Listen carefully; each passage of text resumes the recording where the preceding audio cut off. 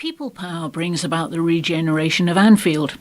There's been a lot of talk about Anfield's regeneration, but what's actually happening and what does it mean for residents who want to improve their area? Anfield People Power recently helped make Liverpool FC change its plans for events at its stadium. The club's new main stand and all the landscaping around it have helped change the face of Walton Breck Road and neighbouring Oakfield Road. But this year, neighbours of the famous stadium objected strongly to the club's initial plans for non-football events. Residents shared worries about litter, transport and the behaviour of some matchgoers that they felt had been overlooked for too long. In the end, the club agreed to cut the number of planned events and accepted strict rules on their timings. Liverpool FC also committed to working more closely with the local community over their concerns. But behind the scenes, the club has long been an active partner in the wider £260 million Anfield regeneration project that's been steadily transforming the area. Here's what's happening and what's still needed. The £260 million project was founded in 2013 to revitalise the area and its neglected housing stock. It was set up by Liverpool Council and Liverpool FC alongside developers Your Housing Group and Keep Moat. So far, the new partnership says more than 600 new homes have been built, with 600 existing properties refurbished. 3 phases have been completed, with phase 4 now underway. Your Housing Group says it's put £30 million into the scheme. It worked with Penny Lane Builders, CPC Project Services and Halsall Lloyd Architects to develop 179 new homes for private rent and shared ownership, as well as refurbishing 103 homes for affordable rent. But Anfield's regeneration isn't just about giant companies and the council. Local people and businesses are playing vital roles. Home Baked is famous in Liverpool for its pies and is nationally famous as an example of a regeneration scheme that grew organically from the community it serves. Home Baked's pies range from the steak, bacon and mushroom Shankly pie to a vegan scouse pie. The cafe that serves them is busy all week long and absolutely packed on match days.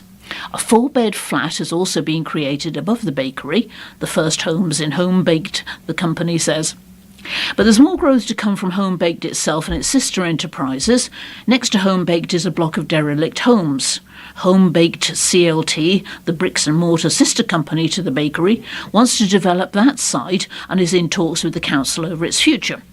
Further along Oakfield Road is a patch of green space that the Homegrown Collective is turning into a pocket park. And Homegrown even wants to create a microbrewery at the site. Further up Oakfield Road, plans are well underway for another community venture, this time honouring one of Liverpool's most famous citizens. A group of locals is opening Kitty's Laundrette to provide affordable washing and drying facilities for residents, as well as a community hub. The project is named in honour of Kitty Wilkinson, the public health campaigner and saint of the slums, who opened the first public wash house in Liverpool. The Kitty's Laundrette team says it also wants to open up the warm, underused space inside the laundrette for community use. They say from film screenings and local history groups to crafts and ironing clubs, we'll be serving up coffee, conversation and free Wi-Fi for all. Sally Ann Watkins, treasurer at Home Baked, said the plan was to reinvigorate the Home Baked block to help revive the area. She said there are existing businesses still around, like the Sandon and others. Then there's the block where Frank Green used to be, and Kitty's Laundrette is going to be at the end of that block. The idea is that we would like to see a revitalised high street from where we are right along to Kitty's. That's a grand scheme, but that's what we mean by regeneration. She said that rather than being a top-down scheme driven by the council, it would organically grow as and when the need arose. Behind that budding independent high street, the derelict old terrace streets have been swept away and replaced by new streets of new houses. Some work is still going on. Off Kemp Avenue, Keep Moat is completing phase 4 of the Anfield regeneration, with 97 of the 107 plots complete. Keep Moat, which has a show home off Kemp Avenue, says this has been a very successful and popular phase of development. There's another large building project going on at the site of the old V streets, the former terraces along Vienna, Varden, Vernwy, Vanguard and Viceroy streets, between Venice and Venmore streets. Work is now underway on 2 schemes, Keepmoat is building its Phase 5 residential scheme, including 86 plots. South of Venmore Street, Wilmot Dixon is building the Venmore Rehabilitation Hub for Liverpool City Council. The home will provide residential and nursing care for people with dementia and other long-term needs. The existing 24-bed stroke service will be moved to a new, larger 35-bed facility on Townsend Lane, opening in spring 2019. The new centre will then open in summer 2019. The next phase of the scheme will be the development of the new High Street in Walton Breck Road. New commercial units are set to be developed next to those Phase 5 Keepmoat homes on the edge of the V Street site, and a new hotel is set to be built across the road. A YHG spokesperson said, "The next phase of building work is developing the commercial space in Anfield. The area is attracting interest from national companies who believe investing in the community is a sound proposition.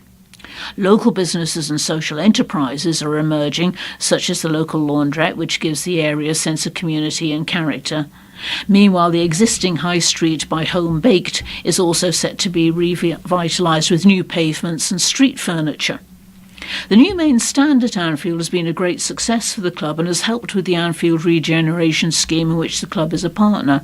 But the club still wants to grow capacity at Anfield, so is still looking at plans to expand the Anfield Road end of the ground.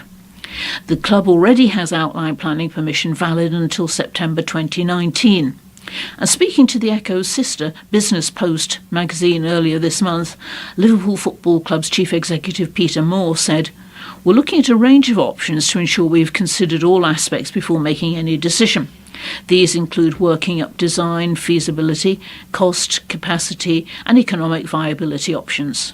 After that work's completed, and if there's a smarter design option that does not fit with the current outline planning permission, then we would submit another planning application.